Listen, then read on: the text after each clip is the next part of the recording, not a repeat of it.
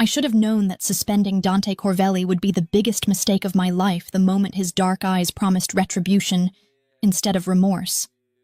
But standing there in the chaos of the school hallway, with blood splattered across the pristine white tiles and the metallic scent of violence hanging in the air like a suffocating fog, all I could think about was protecting the boy who lay crumpled against the lockers, his face a canvas of purple bruises and split skin that would haunt my dreams for weeks to come. The fight had erupted during the lunch period transition, when the hallways of Westfield High were typically filled with the innocent chatter of teenagers discussing weekend plans and upcoming tests. But today the air crackled with a different energy entirely, something primal and dangerous that made my skin crawl with an inexplicable sense of foreboding. I had been walking toward the faculty lounge, my arms full of essays that needed grading, and my mind occupied with lesson plans for my afternoon American literature class, when the sound of flesh meeting flesh with sickening precision cut through the ambient noise like a blade through silk,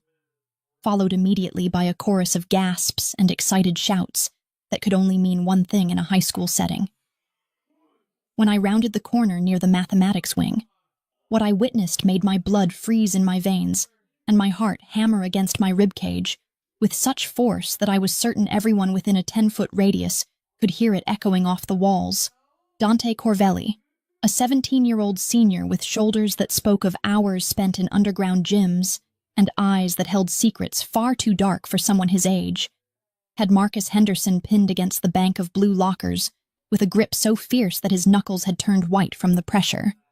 and he was systematically delivering blow after calculated blow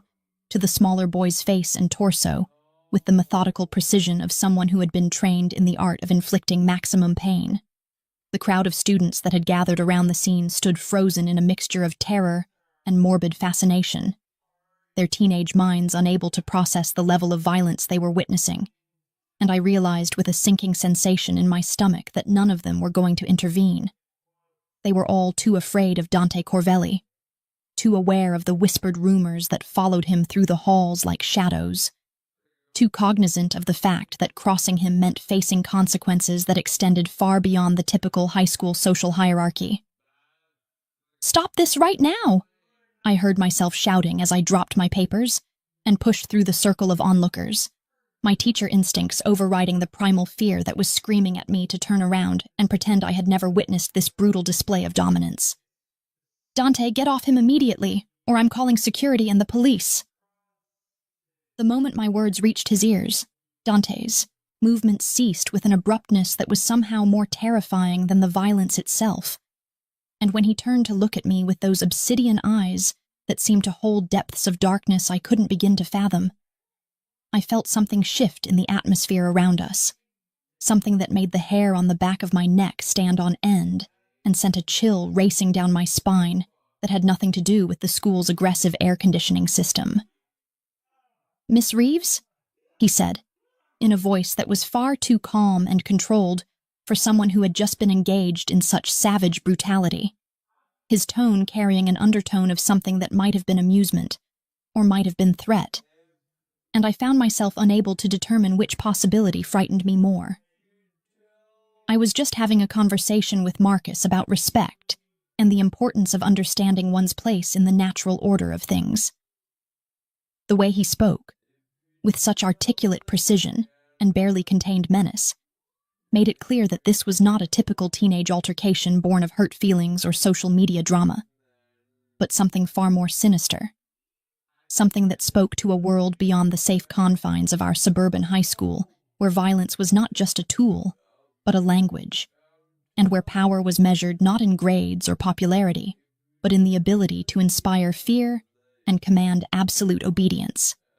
Marcus Henderson, meanwhile, remained slumped against the lockers in a state that bordered on unconsciousness, blood trickling from his nose and the corner of his mouth in thin crimson streams that painted stark streaks across his pale skin. And when I knelt beside him to check for signs of serious injury, I could see the terror in his eyes, not just the fear of physical pain, but something deeper and more profound, as though he had glimpsed something in Dante Corvelli that had fundamentally altered his understanding of the world around him. "The conversation is over, Mr. Corvelli," I said with as much authority as I could muster, while my hands shook with a combination of adrenaline and barely suppressed fear. Standing slowly and positioning myself between the two boys, despite every instinct screaming at me to maintain a safe distance from the predator, who stood before me with the casual confidence of someone who had never encountered a challenge he couldn't overcome through intimidation or violence. "You will report to Principal Hayes's office immediately, and then you will be going home for the day, while we decide how to handle this situation appropriately." The silence that followed my declaration stretched between us like a taut wire ready to snap, and I became acutely aware that every student in the hallway was holding their breath, waiting to see whether their English teacher would be the first person at Westfield High brave enough, or foolish enough, to stand up to Dante Corvelli and face whatever consequences such defiance might bring. When he finally spoke again, his voice carried a quality that made my skin crawl with its barely contained menace, and the smile that played at the corners of his mouth held no warmth whatsoever, only the promise of retribution that would come in its own time and in its own way. "You have no idea what you're doing, Miss Reeves, but I suppose ignorance can be forgiven when it stems from such admirable intentions to protect the weak and maintain order in your little kingdom of books and homework assignments." The ambulance arrived within minutes of my call to the main office, followed closely by 2 police officers who took statements from witnesses and photographed Marcus Henderson's injuries. But throughout the entire process, Dante Corvelli maintained an attitude of cool detachment that was far more unsettling than any display of anger or remorse would have been, answering their questions with the practiced ease of someone who had navigated such situations many times before and understood exactly how much information to reveal and how much to keep hidden behind that mask of teenage indifference.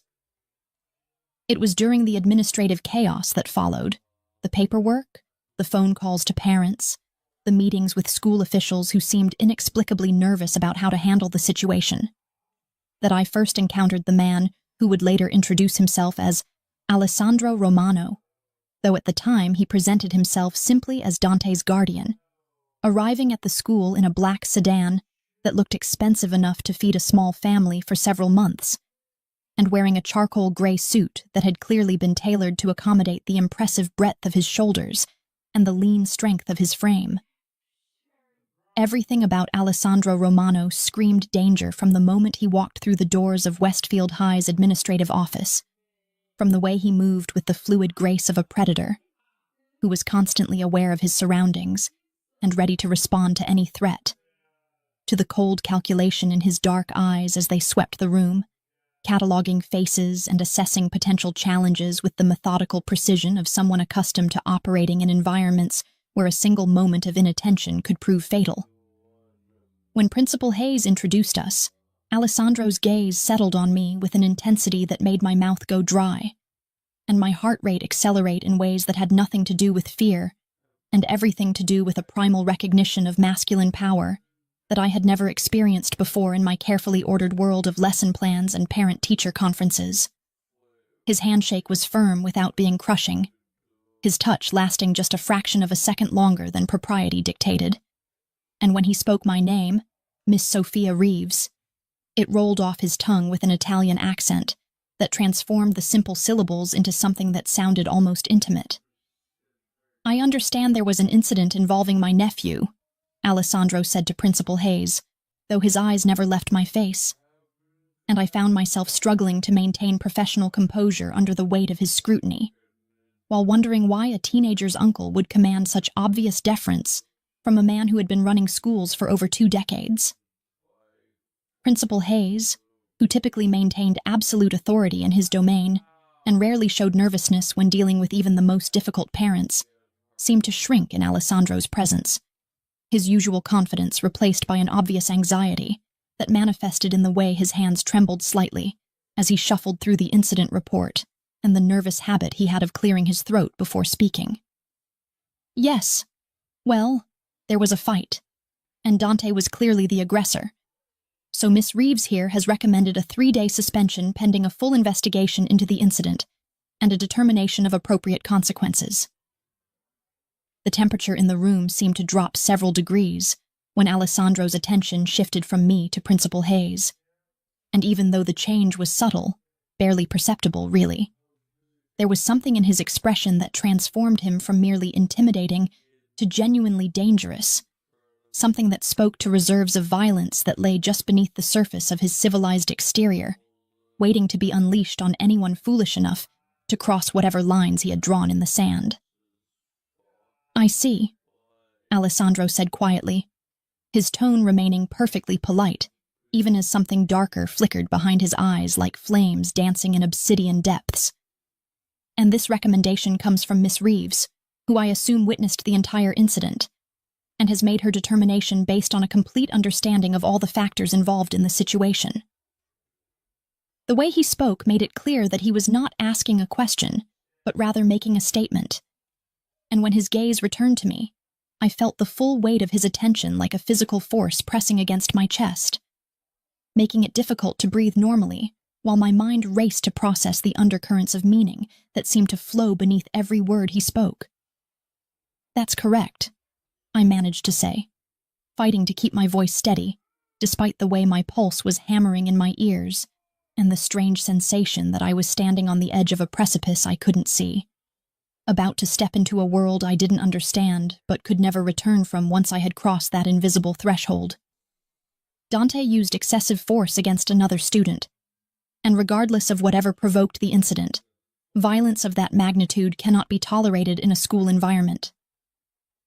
Alessandro's smile in response to my declaration was perhaps the most terrifying thing I had ever seen, not because it was overtly threatening, but because it held a quality of genuine amusement that suggested he found my adherence to rules and protocols charmingly naive, like a child insisting that fairy tales were real despite overwhelming evidence to the contrary. "How refreshingly principled of you, Miss Reeves," he said, and the way he pronounced my surname made it sound like a caress and a challenge simultaneously, his voice carrying undertones that made my skin flush with heat despite the chill that seemed to emanate from his presence like cold radiating from black ice. "I hope you understand that some decisions have consequences that extend far beyond these walls, and that principled stands sometimes come with prices that are higher than anticipated." Before I could formulate a response to what felt distinctly like a threat disguised as philosophical observation, Alessandro had turned back to Principal Hayes with renewed focus, and within minutes, he had somehow managed to extract promises that Dante would be treated fairly, that all witnesses would be interviewed thoroughly, and that any decision regarding suspension would be carefully reconsidered in light of Dante's previously exemplary record, a record that I was certain contained information that would never see the light of day in any official school documentation. As Alessandro prepared to leave, he paused beside my chair and leaned down just enough that I could catch the scent of expensive cologne mixed with something darker and more dangerous, something that spoke to late nights in smoky rooms where deals were made and broken with equal ease, where power was the only currency that mattered, and where people like me existed only as peripheral figures in a game we would never fully understand. "It was a pleasure meeting you, Miss Reeves," he said quietly, his breath warm against my ear in a way that sent shivers racing down my spine and made my hands clench involuntarily in my lap. "I have a feeling we'll be seeing much more of each other in the very near future." That evening, as I sat in my modest apartment grading papers and trying to pretend that the events of the day had been nothing more than an unusually dramatic example of teenage conflict,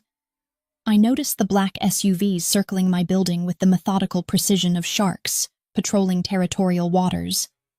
their tinted windows revealing nothing while their presence spoke volumes about the kind of attention my principled stand had attracted from forces I was only beginning to comprehend. I expected threats, intimidation,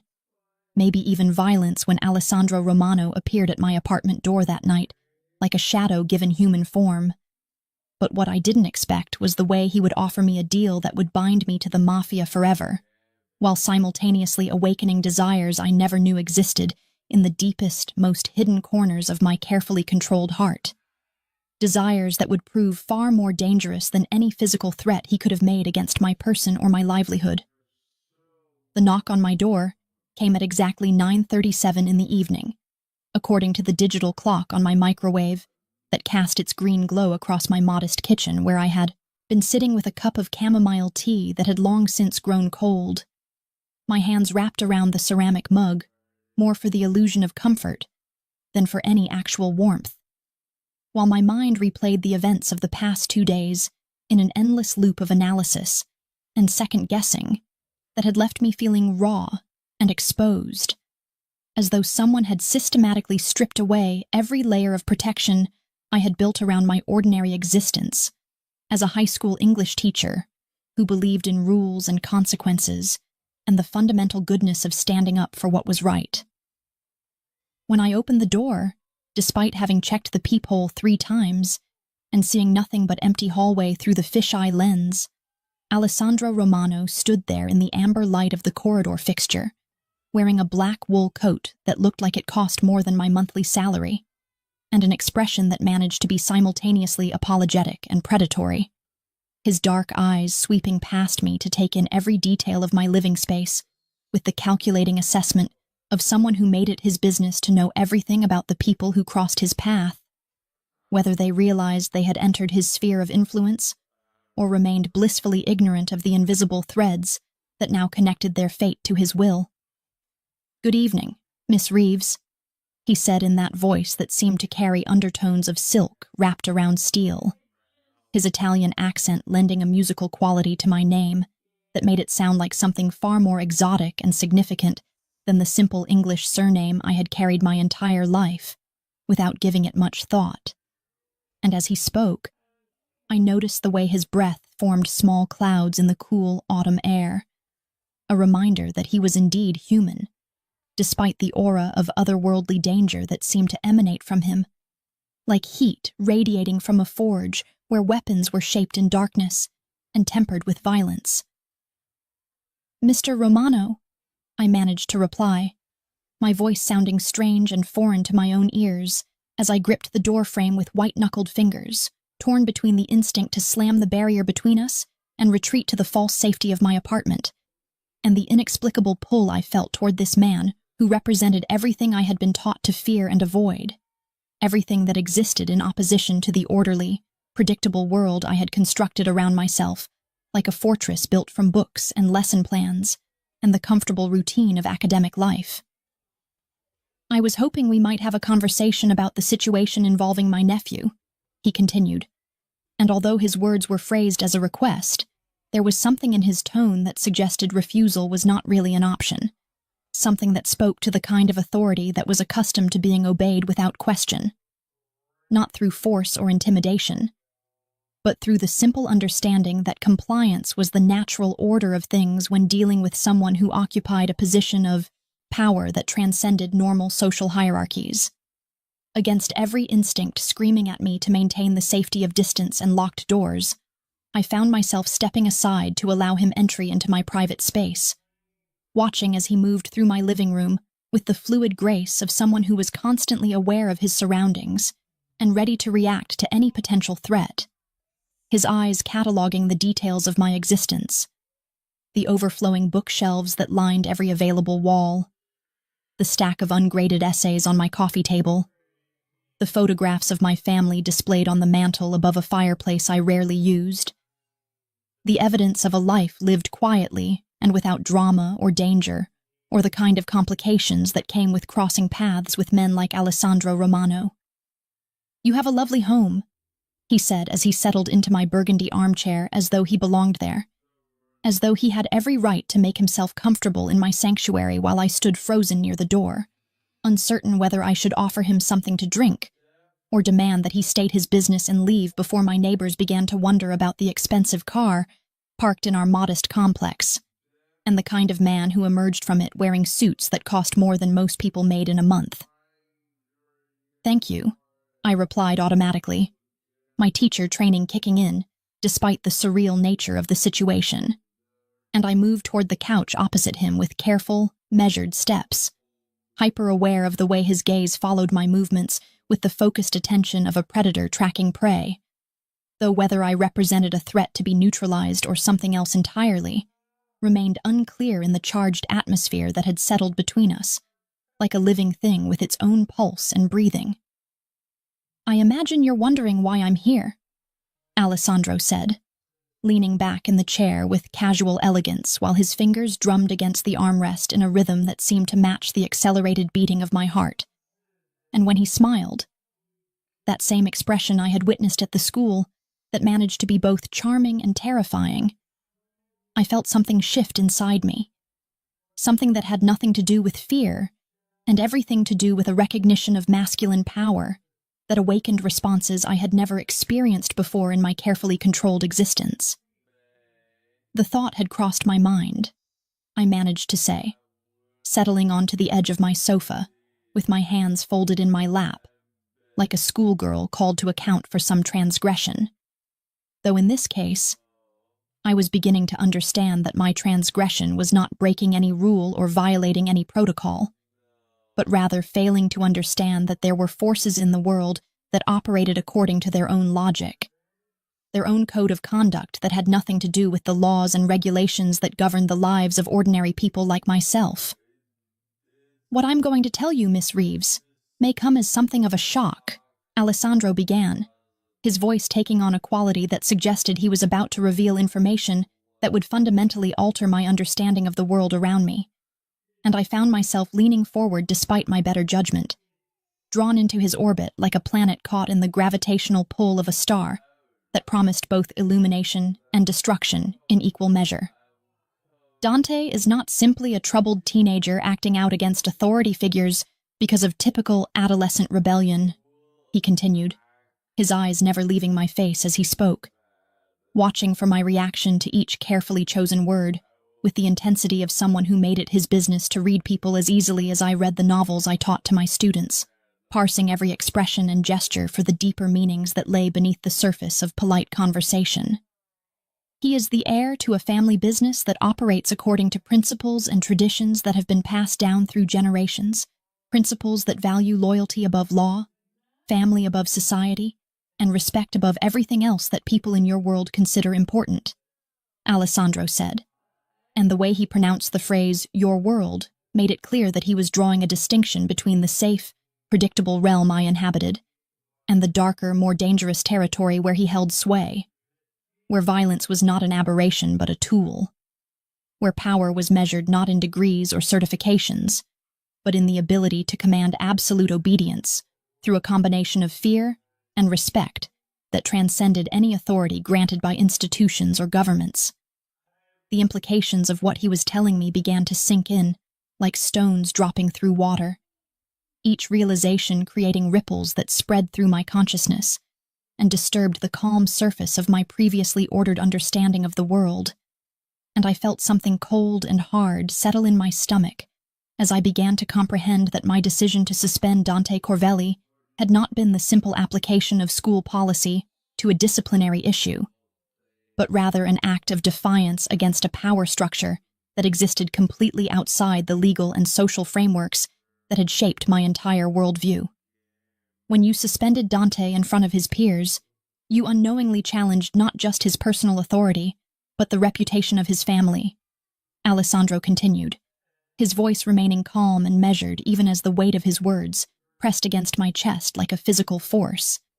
making it difficult to breathe normally while my mind raced to process the full scope of what I had stumbled into, through what I had believed to be nothing more than doing my job as an educator and protector of students under my care. In our world, Miss Reeves, such challenges cannot go unanswered, because to ignore them would be to invite further disrespect, further challenges to the natural order that maintains stability in a realm where strength and reputation are the only currencies that truly matter, he said. And as he spoke, I found myself studying the lines of his face in the soft lamplight of my living room, noting the way shadows played across his features and highlighted the sharp angles of his jaw and cheekbones, the way his dark hair caught the light and revealed subtle variations in color that spoke to Mediterranean heritage and bloodlines that traced back to ancient traditions of honor and vendetta. However, he continued, and something in his tone suggested that we had reached the crucial moment in this conversation, the point where he would reveal the true purpose of his visit and offer me whatever twisted salvation he had devised to resolve the situation I had created through my stubborn adherence to principles that had no meaning or relevance in the world he represented. There is a way to resolve this situation that would satisfy the requirements of honor while allowing you to continue your life without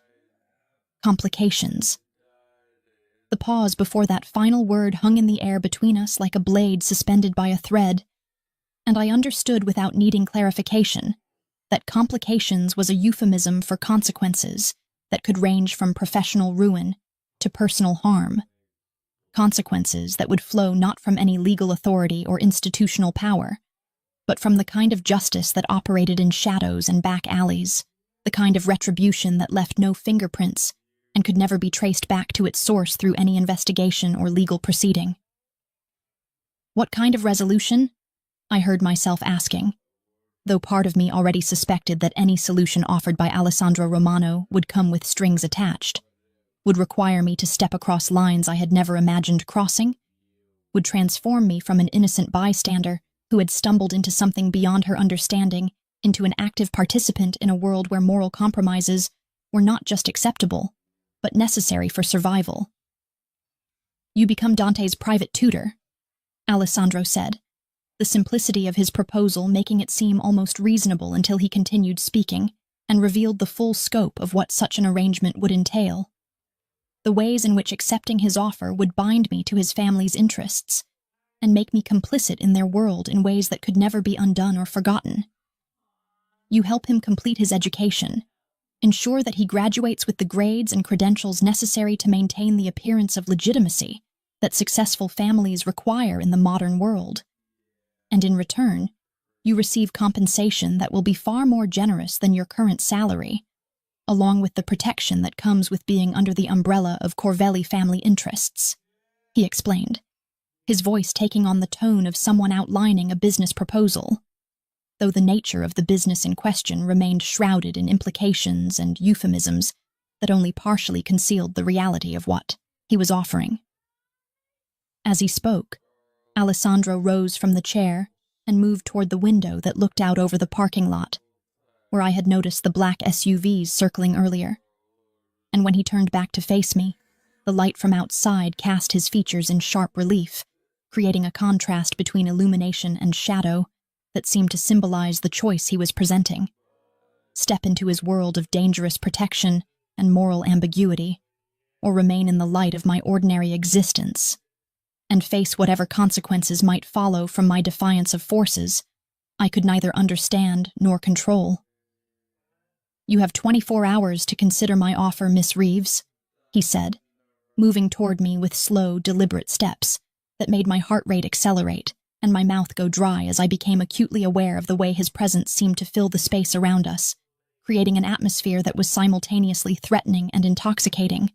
dangerous and irresistibly appealing in ways that challenged everything I thought I knew about myself and my capacity for attraction to men who represented everything I had been taught to avoid. When he reached the couch where I sat frozen in a mixture of terror and fascination, Alessandro leaned down until his face was level with mine, close enough that I could see the flecks of gold in his dark eyes and catch the scent of his cologne mixed with something else. Something that spoke to power and violence and the kind of experiences that left permanent marks on a person's soul. Experiences that transformed them into something both more and less than human. Something capable of terrible beauty and beautiful destruction in equal measure. "But I should warn you," he said quietly, his voice barely above a whisper, as his fingers reached out to trace the line of my jaw with a touch so light it might have been imagined, yet sent shockwaves of sensation racing through my nervous system and awakened responses in my body that I had never experienced before with such intensity and immediacy. "Refusing my protection means accepting the consequences of your actions, and those consequences extend far beyond anything you might lose in terms of employment or reputation." The touch of his skin against mine lasted only a moment, but in that brief contact I felt something pass between us that transcended the simple physical sensation of human touch. Something that spoke to recognition and possibility, and the kind of magnetic attraction that could pull two people together despite every rational reason to maintain distance, despite every instinct that screamed warnings about the dangers of allowing oneself to be drawn into the orbit of someone whose very existence challenged all the safe assumptions upon which a normal life was built. 24 hours, Sophia, he repeated, using my first name with an intimacy that made my pulse race and my breath catch in my throat. And then he was moving toward the door with the same fluid grace that had marked his arrival,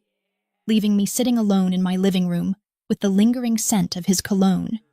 and the memory of his touch burning against my skin, like a brand that marked me as belonging to something I didn't understand,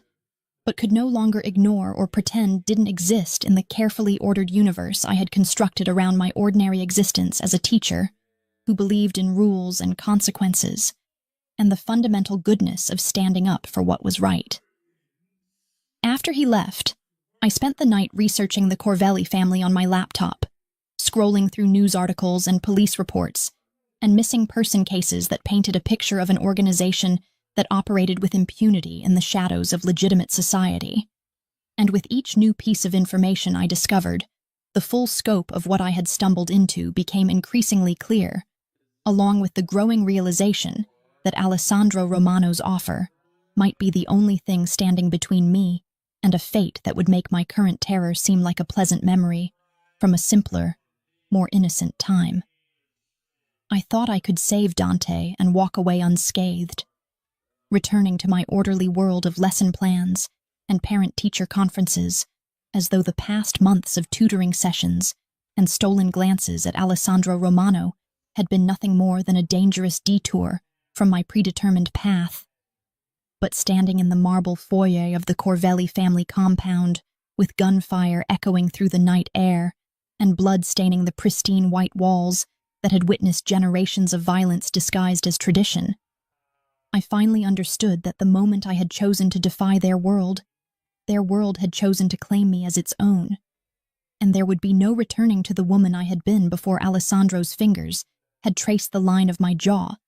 and awakened something in me that could never be put back to sleep. The meeting with Vincent Corvelli had been inevitable from the moment Dante's grades began to improve under my tutelage, when his violent outbursts ceased, and his essays started reflecting not just academic competence but genuine insight into the human condition. Transformations that drew the attention of a father who had spent 17 years watching his heir struggle under the weight of expectations and inherited rage that seemed to define every male member of their bloodline. Vincent Corvelli was everything I had imagined and nothing I had prepared for. A man in his 50s whose silver hair and expensive suits could not disguise the predatory intelligence that burned behind his pale eyes, whose soft-spoken manner masked a capacity for violence that made even Alessandro's dangerous presence seem benign by comparison, whose very existence served as a reminder that some families built their empires not on commerce or innovation, but on fear and the systematic elimination of anyone foolish enough to challenge their authority. So you are the teacher who has accomplished what an army of tutors, therapists, and behavioral specialists could not, Vincent had said, when Alessandro brought me to the compound on a crisp November evening, when the trees surrounding the estate were bare and skeletal against a sky the color of old pewter, their branches reaching toward the darkness like gnarled fingers grasping for something that would forever remain beyond their reach. The compound itself was a testament to wealth accumulated through means that would never appear on any tax document or business filing. Acres of manicured grounds surrounding a mansion that managed to be both beautiful and foreboding, with its classical architecture and modern security systems creating an atmosphere that spoke to old money and older violence, tradition and terror existing side by side in perfect, terrible harmony. As Vincent led me through corridors lined with oil paintings of stern-faced ancestors who seemed to watch my every movement with disapproval and calculation, I caught glimpses of the life that existed behind the facade of respectability. Men in expensive suits, speaking in low voices about shipments and territories, women whose designer gowns could not entirely conceal the hardness in their eyes that came from years of living with secrets that could destroy lives and end bloodlines. Children who played with the casual confidence of those who had never known a world where their family name did not command instant respect and unquestioning obedience from everyone they encountered. Dante speaks of you with something approaching reverence, Vincent continued as we entered his private study. A room that managed to feel both scholarly and menacing, with its floor-to-ceiling bookshelves and massive oak desk that had probably witnessed more confessions and death sentences than pardons and mercy. And when he poured amber liquid from a crystal decanter into 2 glasses, I noticed that his hands were soft and manicured, but bore the faint scars that spoke to a youth spent learning lessons that were never taught in any legitimate educational institution. The conversation that followed revealed the true scope of what my involvement in Dante's education had accomplished. Not just improved grades and better behavior, but a fundamental shift in how the young man approached his role as heir to an empire built on violence and maintained through fear. A transformation that had given Vincent hope that perhaps the cycle of brutality that had defined generations of Corvelli men might finally be broken, or at least refined into something that could function in a world where subtlety and intelligence were becoming more valuable than raw intimidation and physical force. "You have given my son something I thought was lost to our family forever," Vincent said, his voice carrying undertones of both gratitude and warning as he studied my face with the intensity of someone who made it his business to read people as easily as accountants read balance sheets, parsing every expression for signs of deception or hidden agenda, while simultaneously calculating my potential value as an asset and my possible threat as someone who now knew too much about the inner workings of his organization to ever be allowed to simply walk away. "You have shown him that strength can be channeled into purposes beyond mere dominance, that intelligence can be used for creation as well as destruction, and that the power our family wields carries with it responsibilities that extend beyond simple self-preservation," he continued. And as he spoke, I found myself thinking about Dante's transformation over the months we had worked together. The way his essays had evolved from exercises in barely controlled rage to thoughtful explorations of literature and life. The way his interactions with other students had shifted from intimidation to something approaching leadership. The way he had begun to see his future not as a predetermined path toward violence and criminality,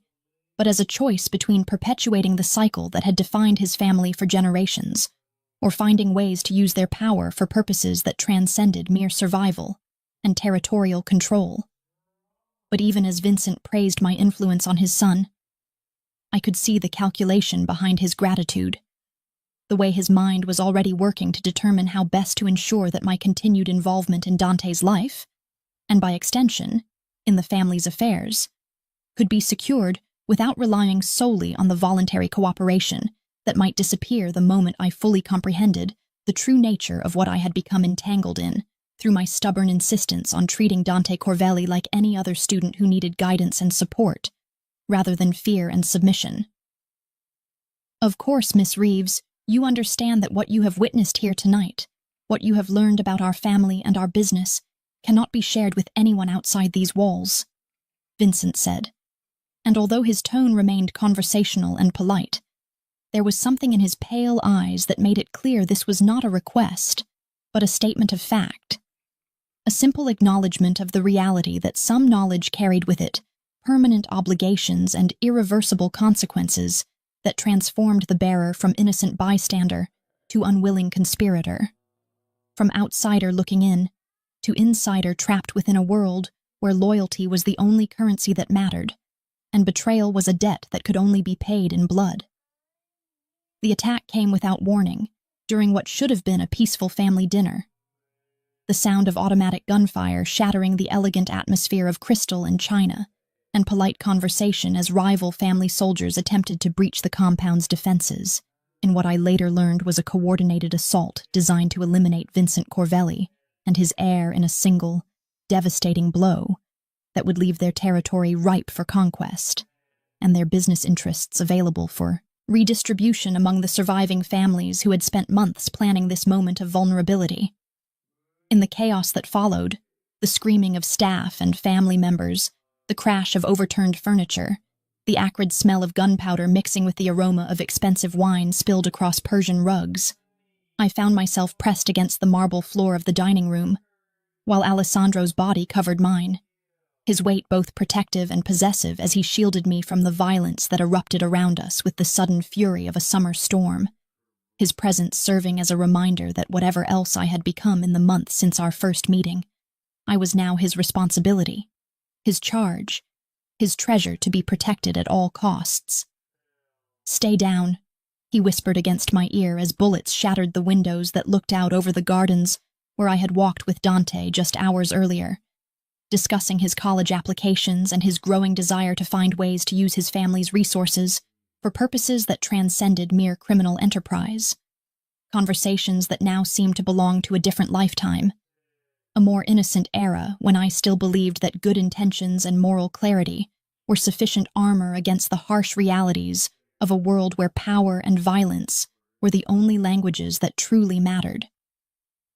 When the gunfire finally ceased, and the compound's security forces had eliminated the last of the attackers, Alessandro helped me to my feet with hands that trembled slightly, not from fear, I realized, but from the adrenaline rush that came with surviving violence and protecting something precious, something that had become central to his existence in ways that probably surprised him as much as they terrified me. "It's over," he said, but we both understood that nothing was really over, that the attack had been a reminder of the constant danger that surrounded anyone who chose to exist in their world, and that my presence in the compound during the assault had irrevocably marked me as belonging to the Corvelli family in ways that could never be undone or forgotten by their enemies. As we stood together in the aftermath of violence, surrounded by the debris of shattered glass and splintered wood and the lingering smell of cordite and fear, Alessandro's arms came around me with a possessiveness that spoke to emotions far deeper than mere physical attraction. And when he pulled me against his chest, I could feel his heart beating with the same irregular rhythm as my own, could sense the way the shared experience of danger and survival had stripped away the careful barriers we had both maintained between desire and commitment, between wanting and claiming. "You can't go back to your old life now, Sophia," he said quietly, his voice rough with emotion and exhaustion, and the kind of truth that cuts through pretense and politeness to reveal the raw reality beneath. And when I looked up into his dark eyes, I saw not just the dangerous man who had first appeared at my apartment door with threats and propositions, but someone who had allowed himself to become vulnerable, someone who had discovered that possessing my body was meaningless without claiming my heart, someone who understood that love in his world was not a luxury, but a liability that could be exploited by enemies and used as a weapon against everything he held dear. "I know," I whispered back, surprised by the certainty in my own voice, the way speaking those simple words felt like stepping off a cliff into unknown territory, like finally acknowledging what I had been fighting against since the moment Alessandro Romano first touched my skin, and awakened something in me that could never be satisfied by the safe, predictable existence I had built around books and lesson plans, and the comfortable illusion that good intentions were sufficient protection against the darkness that existed at the margins of ordinary life. Standing there in Alessandro's arms, amid the wreckage of violence and the promise of more to come, I understood with crystalline clarity that love was not always a choice between good and evil, light and darkness, safety and danger. Sometimes it was simply a recognition of the person whose soul called to yours across impossible distances and insurmountable obstacles, whose presence in your life transformed you into someone you never imagined you could become, whose love demanded not just surrender, but the courage to embrace a future that bore no resemblance to any dream you had ever dared to dream for yourself. The woman who had suspended Dante Corvelli for fighting was gone forever, replaced by someone who understood that some lines, once crossed, could never be uncrossed, that some worlds once entered became home regardless of how foreign and frightening they initially appeared, and that some love stories were written not in starlight and roses, but in blood and shadows, and the kind of trust that could only be forged in the crucible of shared danger and mutual salvation. as sirens wailed in the distance and Alessandro whispered promises against my hair about protection and forever, and the kind of life we would build together in the spaces between violence and peace, I realized that this was how some women fell into love. Not gently, not safely, but with the devastating completeness of stars collapsing into black holes, creating something entirely new and infinitely dangerous and absolutely, irrevocably beautiful in the darkness that had become our shared destiny. The morning sun streamed through the bulletproof windows of our penthouse overlooking the city that had become both sanctuary and battlefield, casting golden light across the marble floors where our 3-year-old daughter, Isabella, played with wooden blocks while speaking a mixture of English, Italian, and what Alessandro insisted were complete sentences, despite my lingering doubts about whether any toddler should be discussing family, business, with the casual authority of someone who had been born into a world where power was inherited, along with eye color, and the ability to charm one's way out of trouble before learning to walk properly. 5 years had transformed me in ways that still surprised me when I caught glimpses of myself in mirrors. The woman who stared back bore little resemblance to the timid English teacher who had once believed that following rules and maintaining professional boundaries were sufficient armor against the complexities of human nature and the magnetic pull of dangerous men who offered protection at prices that could never be calculated in simple monetary terms. The designer clothes that filled my walk-in closet spoke to a lifestyle I could never have imagined during my days of grading papers in cramped apartment kitchens. But more than the material changes, it was the confidence that radiated from my reflection that marked the most profound transformation. The assurance of a woman who had learned to navigate boardrooms where million-dollar decisions were made with handshakes and subtle nods, who could hold her own in conversations with judges and politicians and business leaders who owed their positions to careful arrangements that never appeared in any public record. Alessandro emerged from his office carrying the kind of phone that cost more than most people's cars, his dark hair now touched with distinguished silver at the temples that only enhanced his devastating attractiveness, and served as a reminder that even men who seemed immortal in their power and presence were subject to the passage of time. Though in his case, age had refined rather than diminished his appeal, adding layers of gravitas and hard-earned wisdom to the dangerous charisma that had first drawn me into his orbit like a moth, discovering that some flames were worth the risk of being consumed. "The senator has agreed to our proposal regarding the waterfront development," he said, settling into the chair beside me at the breakfast table, where I had been reading the morning newspapers, a habit that had evolved from my teacher's need to stay informed about current events into something more strategic, a way of monitoring the various political and economic currents that could affect our family's interests, and identifying potential threats or opportunities before they became critical situations requiring immediate attention. Our marriage had been a revelation in ways that continued to surprise me, even after 5 years of sharing a life that existed in the spaces between legitimate business and the kind of enterprises that operated according to older, more primal codes of honor and retribution. A union that had begun as a practical arrangement to ensure my safety and evolved into something that transcended simple attraction or even love to become a partnership built on mutual respect, shared responsibility, and the kind of trust that could only be forged through surviving, together, the particular challenges that came with building a family in a world where enemies were always watching for signs of weakness or vulnerability to exploit. "How is Dante adjusting to his new position at the foundation?" I asked, referring to the legitimate nonprofit organization we had established to channel some of the family's resources into education and youth programs, a project that had grown from my suggestion during one of our late-night conversations about legacy and the possibility of using power for purposes that extended beyond mere self-preservation into something that had become central to our vision of how the Corvelli name might eventually be associated with creation rather than destruction, hope rather than fear. Dante had graduated summa cum laude from Harvard Law School.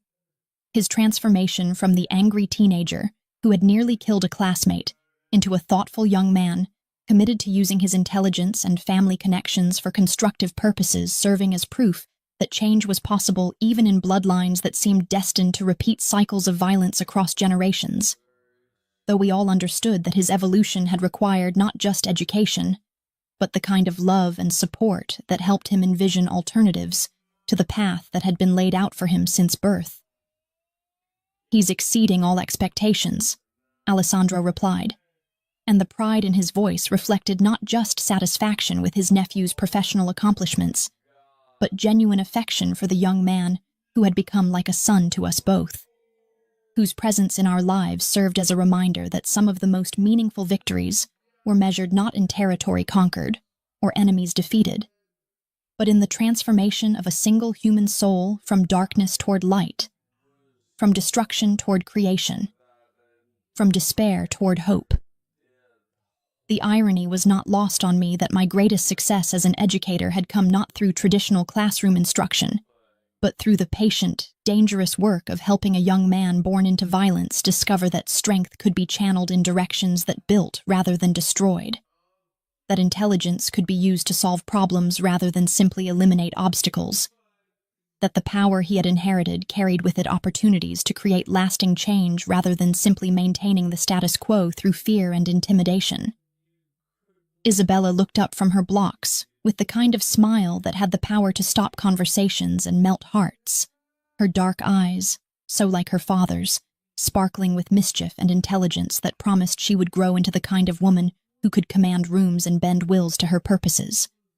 though we were both determined that she would have choices about how to use those gifts that previous generations of Corvelli children had never been offered.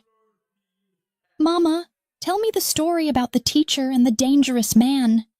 she said in the way that only children could, reducing complex narratives to their essential elements, while somehow capturing truths that adults often obscured with explanations and justifications and careful reasoning that missed the fundamental simplicity of how two people could find each other across impossible distances and create something beautiful from the raw materials of attraction and danger, and the kind of love that transformed rather than merely satisfied. As I gathered our daughter onto my lap and began the carefully edited version of how her parents had met, a story that emphasized courage and standing up for what was right, while carefully omitting the details about blood and violence, and the kinds of consequences that came with defying men who were accustomed to absolute obedience. I caught Alessandro's eye across the table, and saw reflected there the same wonder that still occasionally overwhelmed me when I contemplated the path that had led from a simple disciplinary action in a suburban high school to this moment of domestic tranquility in a penthouse that served as both fortress and home. The teacher in me had never disappeared entirely, even as I learned to navigate the complexities of being married to a man whose business interests spanned continents, and whose word carried the weight of law in circles where governments and corporations intersected in ways that were never reported in newspapers or discussed in legitimate academic circles. And I found myself applying the same principles that had made me effective in the classroom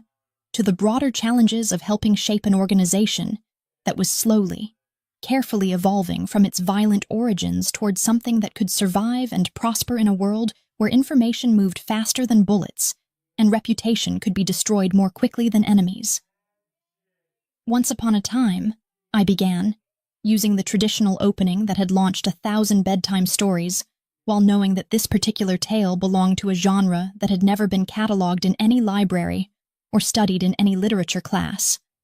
A modern fairy tale about a woman who had learned that some princes came disguised as predators. Some castles were built on foundations of necessary violence, and some happy endings required the courage to embrace transformation that carried with it both incredible danger and limitless possibility. The afternoon brought the usual parade of meetings and phone calls and carefully orchestrated encounters that comprised the business side of our life together, a rhythm that had become as natural to me as lesson planning and parent conferences had once been, though the stakes were considerably higher when dealing with shipping contracts that involved more than legitimate cargo and real estate transactions that served multiple purposes beyond simple investment strategies. Standing at the window of Alessandro's office while he conducted a conference call with associates in Sicily,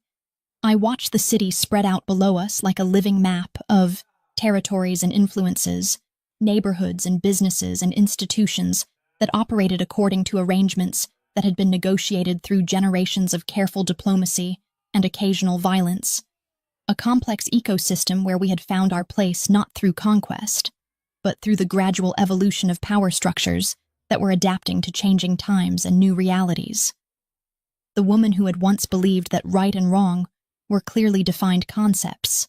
separated by bright lines and obvious moral boundaries, had learned to navigate a world where justice was more complex than law, where loyalty could be more valuable than honesty, where protection sometimes required actions that would horrify the naive teacher I had been before Alessandro Romano appeared in my apartment doorway and offered me a choice between safety and principle that had turned out to be a false dichotomy built on incomplete understanding of how the world actually worked. Evening found us in the garden that Alessandro had designed specifically for my pleasure, a space that managed to feel both secluded and open, both wild and carefully controlled, where Isabella could play among flowers and fountains while remaining protected by security systems that were invisible but comprehensive, where we could create the illusion of normalcy while remaining constantly aware that our happiness existed in defiance of forces that would always seek to destroy anything beautiful or peaceful or innocent that grew within their reach. "Do you ever regret the choice you made?" Alessandro asked as we watched our daughter chase fireflies in the gathering dusk, her laughter echoing off the stone walls that surrounded our private sanctuary. And his question carried the weight of years of careful observation, years of watching me adapt to circumstances that no amount of education or preparation could have equipped me to handle. Years of wondering whether the woman he had claimed and protected and loved had truly chosen their life together, or had simply been swept along by currents too powerful to resist. "Never," I replied without hesitation, surprised by the certainty in my voice, by how completely true that simple word felt despite all the moments of fear and doubt and homesickness for the simplicity of my former existence that had punctuated our journey together. And as I spoke, I realized that regret required believing that alternative paths would have led to greater happiness, better outcomes, more authentic fulfillment than what we had built together in the spaces between danger and love, violence and creation, the world I had known and the world I had chosen to inhabit. The teacher in me had found new students in the form of young men and women who came to us seeking alternatives to lives that seemed predetermined by circumstances of birth and geography, who discovered through our foundation and our example that power could be used for purposes beyond mere survival, that intelligence and ambition could be channeled in directions that created rather than destroyed, that even families built on foundations of violence could evolve toward something that honored the past while embracing possibilities that previous generations had never imagined. Isabella fell asleep between us on the garden swing as the stars emerged overhead, her small body warm and trusting in a way that reminded me daily of the responsibility we carried to ensure that her world remained safe enough for such innocent confidence, protected enough that she could grow into whoever she was meant to become without the constraints of fear or the limitations of predetermined expectations about what women born into powerful families were supposed to want or achieve or sacrifice for the sake of maintaining traditions that might no longer serve any useful purpose. "She's going to change the world," Alessandro said quietly, his voice carrying the same mixture of pride and protective concern that colored every aspect of his relationship with our daughter. The same recognition that parenting in our circumstances required balancing the desire to shield her from harsh realities with the need to prepare her for a future where her name would carry both privileges and burdens that could not be escaped or ignored, but could be transformed into opportunities for creating something better than what had come before. As we carried Isabella inside and tucked her into the bedroom that managed to be both princess perfect and subtly secure, I reflected on the journey that had brought us to this moment of quiet domesticity, this peaceful interlude between the challenges that shaped our days and the dreams that guided our long-term planning, this space where love had proven stronger than fear, where trust had overcome suspicion, where two people from completely different worlds had managed to create something that belonged entirely to neither past nor future, but existed fully and completely in the precious present of shared commitment and mutual protection, and the kind of happiness that could only be achieved by those brave enough to risk everything for the possibility of creating something unprecedented and beautiful from the raw materials of attraction and danger, and the refusal to accept that love and principle were mutually exclusive concepts. Standing at the window of our bedroom, while Alessandro secured the various locks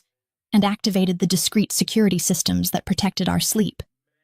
I looked out over the city that had become both kingdom and responsibility, both sanctuary and battlefield, both home and constant reminder that some kinds of love required not just emotional commitment, but the courage to inhabit a world where happy endings were never guaranteed, where safety was always temporary, where the price of building something beautiful was eternal vigilance against forces that would always seek to destroy what they could not control or understand. The woman who had once believed that standing up for what was right was a simple matter of applying rules and maintaining boundaries had learned that true courage sometimes meant embracing complexity, accepting ambiguity, choosing love over safety and growth over stagnation, even when such choices led to destinations that could never have been imagined from the starting point of that first moment when a dangerous young man had looked at her with eyes that promised retribution, and she had chosen to stand her ground despite every instinct screaming at her to retreat into the false safety of institutional authority and professional distance. In the end, I understood with the clarity that comes only through lived experience rather than academic theory. Some love stories were written not in the comfortable language of compatibility and shared interests, but in the more challenging vocabulary of transformation and mutual salvation, growth and protection. The willingness to become someone new for the sake of someone whose soul called to yours across impossible distances and insurmountable obstacles, whose love demanded not just surrender, but the courage to embrace a future that bore no resemblance to any dream you had ever dared to dream for yourself, but turned out to be more beautiful and terrifying and completely fulfilling than any safe fantasy could ever have been.